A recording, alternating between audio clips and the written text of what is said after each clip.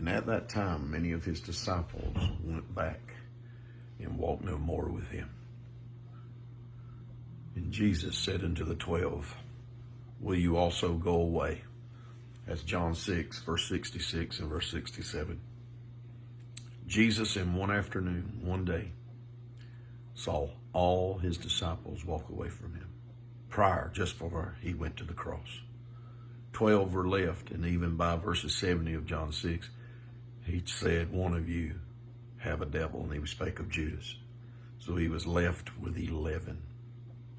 Jesus asked a question that bears repeating in this late hour just before he comes.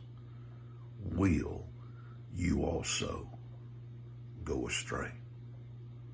Wow, when the master turns around at the few he has left, and he says, are you going to leave me too?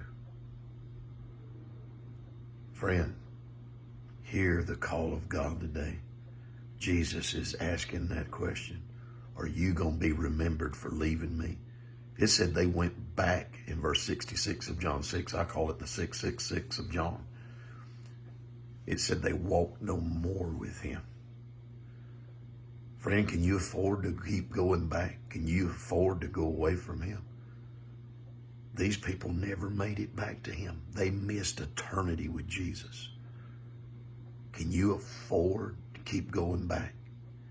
How far are you going to go? Will you go the distance, the point of no return? It's not that easy just to come back when you've walked away and you keep walking away like that, because God has to draw you back. Friend, you better come back. Jesus is about to return to this earth. Just watch the news. You ain't got to just watch the news and know what's happening in the nations of the world, even like what's going on in the land of Israel. Just look in the modern church. People are walking away. They're going back to Egypt.